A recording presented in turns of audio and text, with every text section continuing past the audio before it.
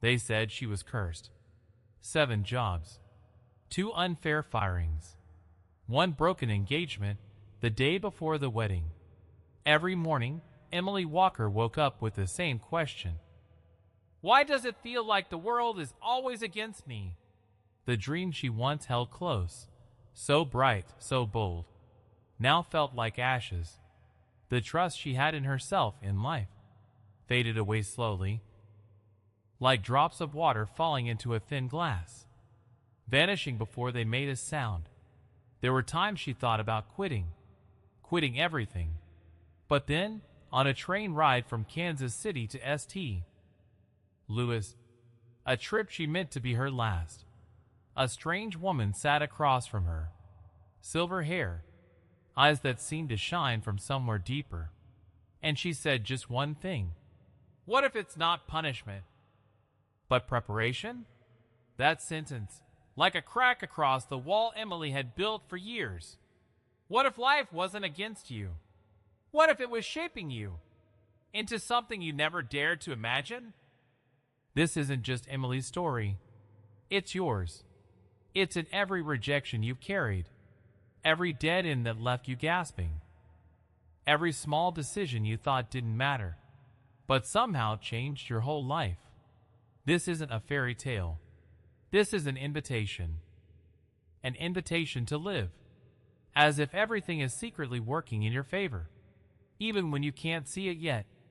And if you can believe that, just once, the world might begin to shift in response.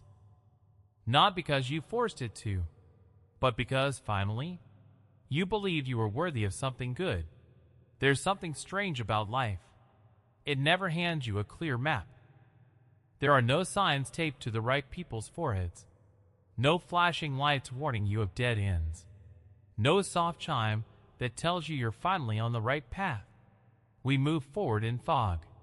And yet, somehow, that's where trust begins. People often think believing everything will work out is naive, that being realistic means expecting the worst. But if you pay attention long enough, you'll notice something. The people who truly live, they aren't the ones who know exactly what's coming. They're the ones who believe they'll be okay, no matter what comes. And here's the truth. The way you believe in the world is exactly how it will respond to you. Emily once lived like someone cursed. She didn't realize she was turning every single experience into more proof for an old, tired belief that she wasn't enough, that she didn't belong, that she was chosen to fail. Have you ever lived like that? Have you ever walked into a room and felt like you didn't belong? Prepared for an interview, but quietly whispered to yourself, "They're not going to pick me." Fallen in love, but kept a safe distance, because a part of you thought, "They're going to leave eventually." We think that's caution, but it's not. It's a quiet withdrawal from our own life. It's carrying around a false belief like a shadow. And that shadow? It blocks every chance that tries to reach you. When the woman on the train asked Emily, "What if it's not punishment, but preparation?" It wasn't religious. It wasn't mystical. It was a shift in perspective. Instead of believing the universe was punishing her, what if it was preparing her for something bigger than she could see?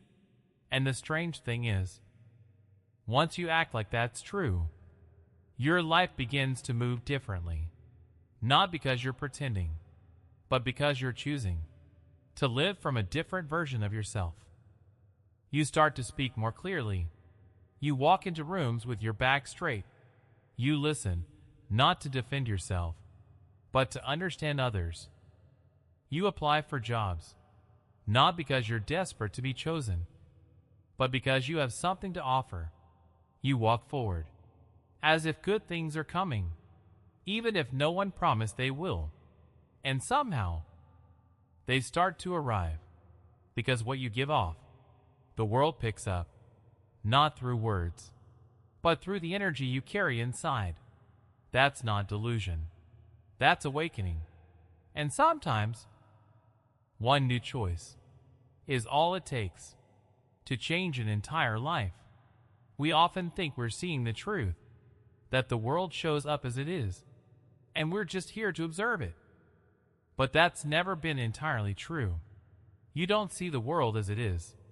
You see it as you are. The human mind isn't a neutral mirror. It's a filter.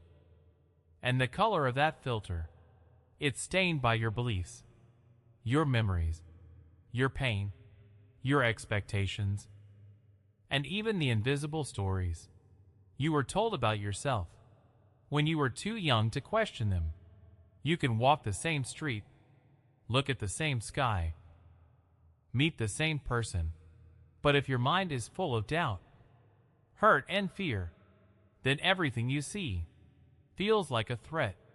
But if you carry faith, openness, and love, then even the rain can look like beauty.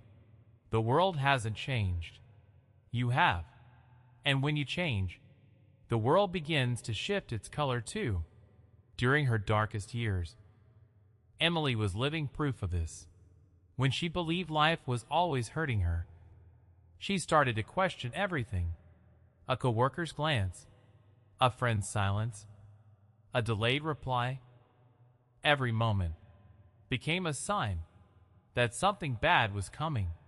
And like a self-fulfilling prophecy, her life followed the very path she feared the most. She didn't realize she was living inside a cage she had built herself, a cage made from a story. I'm just unlucky. And everything that happened only made that story stronger. But when she shifted her perspective, not with force, but simply by asking, "What is this trying to teach me?" the wall began to crack. There's something fascinating about the mind. It doesn't need hard proof to believe in something new. It just needs a new decision. And from that decision, a new direction opens. The world was no longer something to fight. It was something to explore. She no longer lived trying to avoid mistakes. She lived to learn from them. And that tiny shift in the way she saw things changed everything. She didn't need a miracle. She didn't need a winning lottery ticket. She didn't need someone to rescue her. She just needed to see the world differently. Because when you change the way you see, the world stops being the same. You don't have to be certain about everything. You just have to be brave enough to ask yourself, what kind of eyes am I using to look at my life? Sometimes freedom doesn't come from the answers. It comes from asking a different question. There's a phenomenon almost all of us experience, but very few can name it. The self-fulfilling prophecy. It's not magic. It's not superstition. It's a quiet psychological law that runs underneath every decision, every reaction, every abandoned dream. When you believe something long enough, whether it's true or not, your mind begins rearranging reality to match that belief. You start looking for proof, even without realizing it. You interpret every situation in ways that support what you already think, and you act as if it's already true. Step by step, what you believe becomes what you live. Imagine a man named Mark. He grew up in a home where every mistake was punished, every weakness criticized. He learned early, I'm not good enough. He never said it out loud, but it showed in his voice, in the way he avoided eye contact, in how he was always the first to pull away from anything real. People picked up on it. They couldn't explain why, but they sensed hesitation in him, insecurity. And so, they kept their distance, which made Mark believe it even more. I'm not good enough. And the loop continued, not because Mark was broken, but because he was living inside a prophecy he didn't know he was writing. Emily was the same. She would walk into an interview already expecting rejection, No one had to say no. She had already said no to herself. The moment she walked through the door, we think the world is rejecting us, but often we reject ourselves first, and the world just mirrors that back. The question isn't, how do I make others believe in me? It's, what story am I silently living that makes it hard for them to trust me? If you believe you don't deserve it, you'll act like you don't. You'll pull back sooner. You'll speak softer. You'll apologize for being in the room. You'll shrink your dreams to fit the rejection you're sure is coming. But what if you flip that? What if you started acting like you belonged? Even if doubt still whispered inside, something strange would happen. Things would start to change. You'd look people in the eye. You'd walk into rooms like you had every right to be there. You'd stop asking, am I good enough?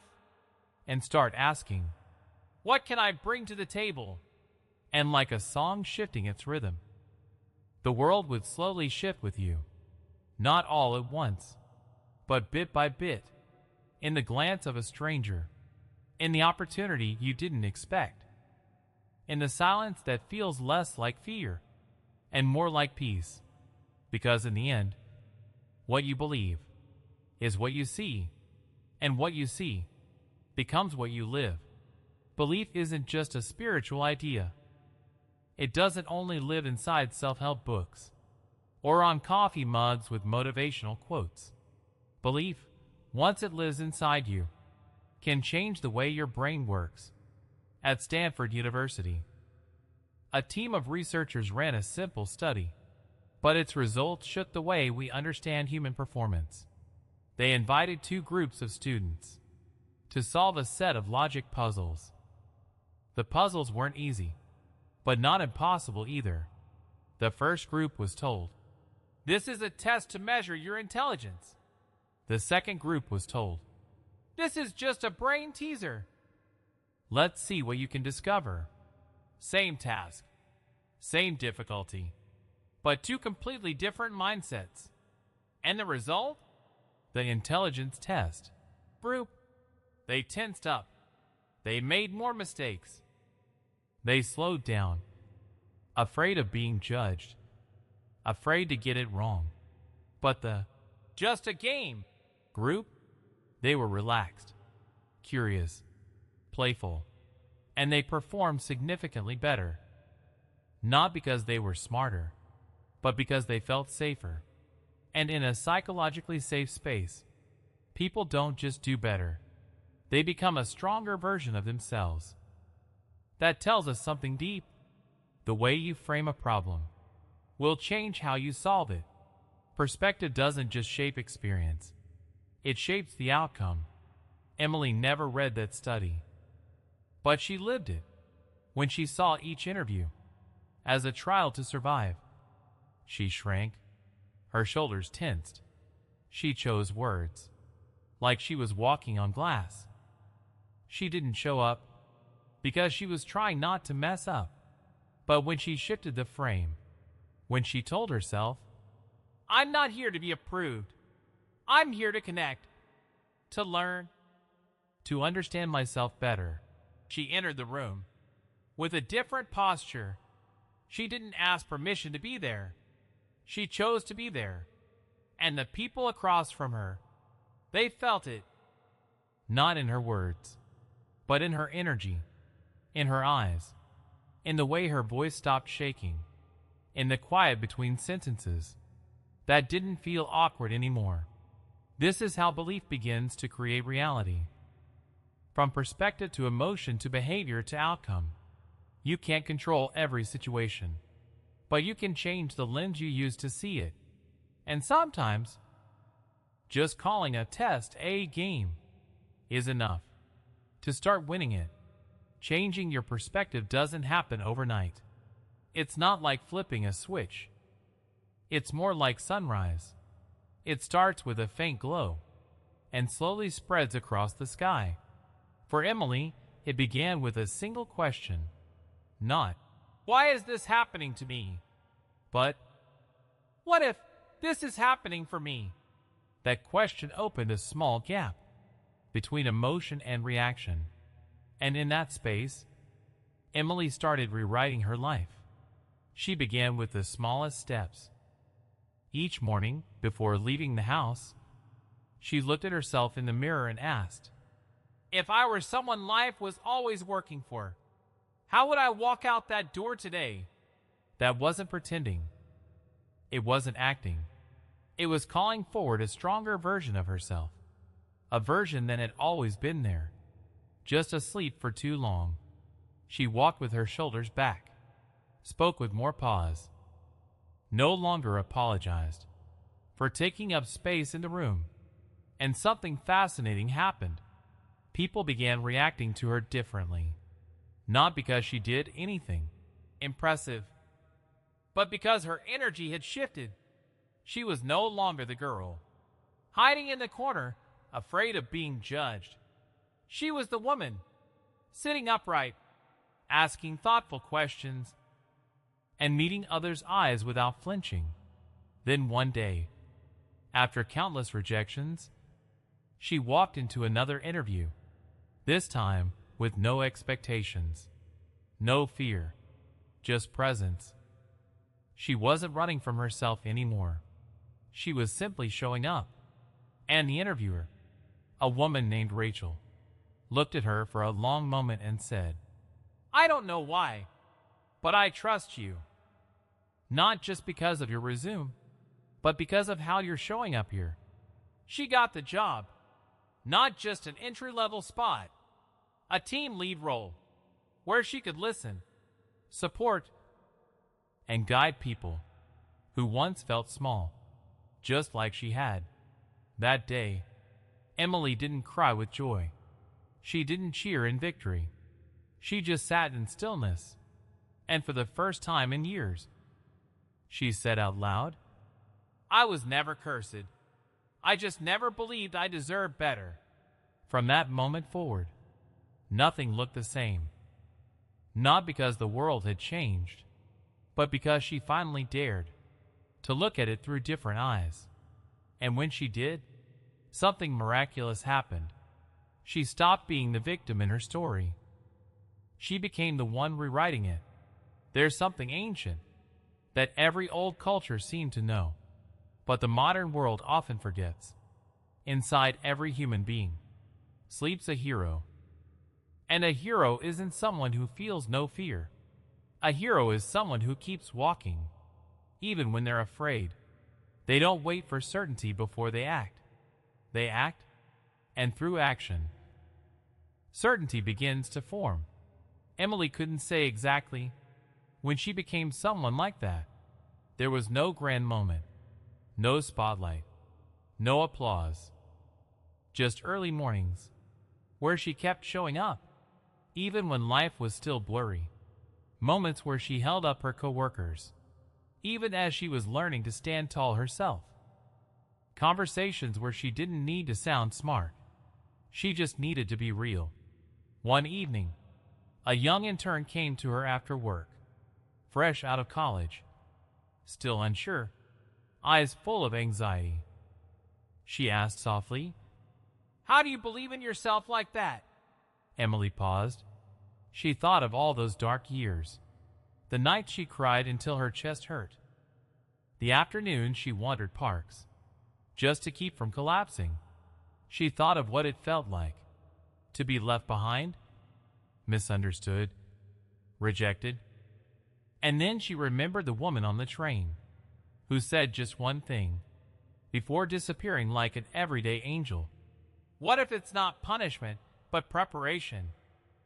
Emily looked at the young woman and replied, It's not because I'm always confident. It's because I stopped letting fear run my life. I chose to act like I was worthy, even when I didn't fully believe it yet. The girl teared up, and in that moment, Emily realized something. She had become the very person she once needed. Not the best, not perfect, but someone who stood up from the ruins and didn't hide her cracks. That's a real hero. No armor, no sword. Just a heart that had once been crushed and still kept beating. And then Emily began to write little notes to herself, journal entries for lost girls, blog posts that started small but quietly spread. She was no longer just healing herself. She was clearing a path for others to walk with her. That's how true heroes are born. Not through strength, but through honesty. Not by being flawless, but by choosing to show up, even while still learning how to stand. There's a common misunderstanding that many people carry for a lifetime. They think, when I feel confident, I'll act. When I feel worthy, I'll step out. When I'm no longer afraid, I'll speak up. But if you wait until every emotion lines up, you might wait forever. The human mind isn't always designed to know what's best for you. It's built for survival, not growth. It prefers safety, not expansion. But there's another way. You don't need permission from your feelings. You act, and the feelings catch up. The body is the first door. You change the way you stand, and slowly, you change the way you think. You change the way you speak, and your mind starts to believe you're worth being heard. You walk into a room as if you belong, and then something strange happens. You begin to believe it too. At first, Emily tried this as a game. She held her posture tall through a workday. Even when her back ached, she said her name loudly in meetings. Even when her throat tightened, she stopped apologizing for things that didn't need an apology, as if she no longer assumed she was always at fault. Each action, small but steady, sent a message to her brain. I'm okay. I'm in control. I deserve to be here. And science backs this up. A Harvard study found that when people hold a power pose, back straight, chin up, hands on hips, for just 2 minutes, testosterone rises, and cortisol, your stress hormone, drops. But more than numbers, their attitude shifted. They didn't just feel stronger. They acted with more confidence. They spoke up. They made requests. They said no. They stepped into life like someone who belonged, not someone begging to be allowed in. And over time, that began to change how the world treated them. Not because the world got kinder, but because they stopped sending signals that they didn't matter. They stopped quietly broadcasting, I'm not worth hearing. Emily didn't become someone else. She came back to herself. She stopped pretending to be small, just to fit old patterns. And as her body changed, her posture changed, so did the belief inside her, not through logic, but through lived experience. There's a strange paradox in life. The more we try to control everything, the more we lose control. The harder we force results to arrive in the way and time we want, the more defeated we feel. Because life isn't a math equation, it's music. And music doesn't sound better when you play it through tension. In her earlier years, Emily did everything by the book. She made plans. She set goals. She tried to control every tiny detail. And every time the outcome fell short, she blamed herself. She believed if she were better, sharper, more prepared, then life would finally cooperate. But all it did was drain her. Not because she was doing too much, but because she was carrying too much. That was never hers to hold. Sometimes, what we need isn't another strategy. It's learning how to let go. Letting go doesn't mean giving up. It means giving your full heart, then trusting the outcome to come in its own time, its own way. Think of a farmer. He can't force the crops to grow faster. He can't pressure the soil into blooming on his timeline. All he can do is prepare the land, plant the seeds, water them, and trust. He doesn't wake up every morning to dig up the seeds just to check if they've sprouted. He doesn't curse the sky when the rain comes late. He knows some things are simply not his to control. And in that surrender, the harvest still comes, right on time, in the right season, at the right depth. Emily learned this slowly, but surely. She stopped gripping every interview like it was her last chance. She stopped draining herself, trying to prove her worth to everyone. She began to live like the farmer. She created, she connected, she sent out good energy, and instead of tensing up, waiting for results, she learned to step back. And in that pause, the magic arrived. She got invited to meetings she never planned for. Opportunities came, not on her schedule, but on life's rhythm. When you let go, you don't get weaker. You just stop pretending you're the only one steering the ship. You begin to understand. You're the sower. Life is the soil. And the fruit is born from both effort and mystery. You do your part. The rest, you trust. Because the truth is, you're never doing this alone. There's always something bigger moving with you, but you only start to feel it when you stop trying to control it all. There comes a point in every person's journey when the question shifts. It's no longer, how do I survive? It becomes, who can I help come back to life? That's when you know you've crossed over. Not because life got easier, but because you became stronger than what used to break you. Emily no longer lived just trying to make it through the day. She had become a guide. From the notes she once wrote for herself, she started sharing them publicly. At first, just small posts on social media, then longer pieces about failure, about pain, about how she taught herself to rise from within. She didn't write as an expert. She wrote as a human who had once sat at the bottom of the pit. And strangely, people felt that. Strangers sent her messages. They said, "It feels like you're saying what I couldn't say." They told her stories of being rejected, forgotten, misunderstood, and underneath those stories was something unspoken, a hope that someone might help them believe again. Emily didn't give fluffy advice. She simply told the truth of her journey, and that truth, unpolished, unhidden, was the thing that actually reached people. She started hosting small gatherings. A few women would meet in a quiet coffee shop, sitting in a circle, sharing dreams that had been delayed and wounds that still had no names. There was no judgment, no teaching. Only one thing truly existed there: honest presence. One of the women, a single mother named Monica, spent the entire first session crying without saying a single word.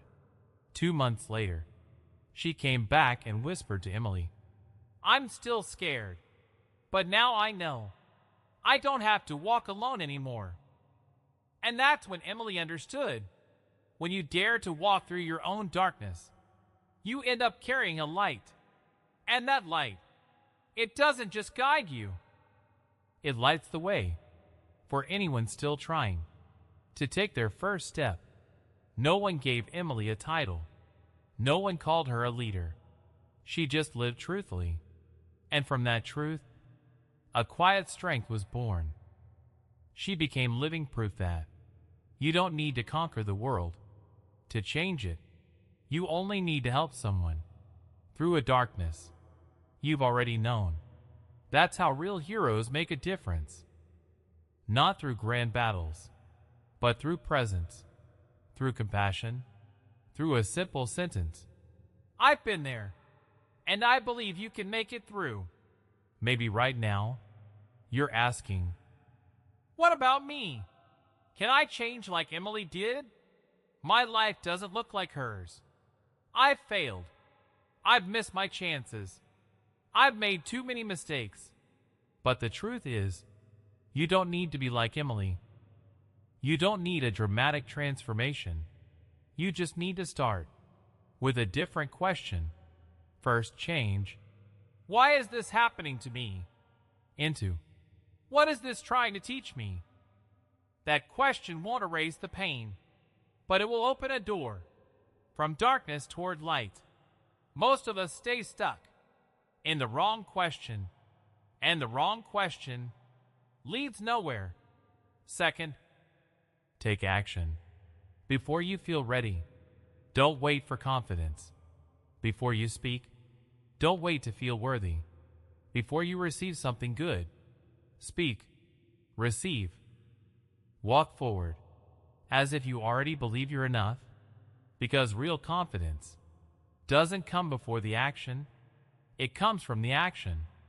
Third, choose one small thing each day to do as if life is working for you. Pick an outfit as if you deserve to be seen. Write an email as if your words matter. Enter a room as if you belong there. You don't need to fake anything. Just let yourself show up as who you've always been. Fourth, let go of the outcome. Give your best. Then trust that whatever comes has meaning. Success? Beautiful. Failure? Also a lesson. Everything that happens is a piece of the puzzle, and you can't see the full picture if you only stare at one tiny corner. And lastly, don't walk alone. Find someone to share the road with. A friend, a small group, a space where you can exhale without pretending to be okay. No one heals in isolation, and no one feels truly loved without first stepping out from behind the mask. You don't have to believe 100% that everything is working out for you. You just need to believe it enough to take one step as if it could be true. And when you do, you send a quiet message to the universe. I'm ready. Ready to receive. Ready to open. Ready to live. Like life is not your enemy, but your companion.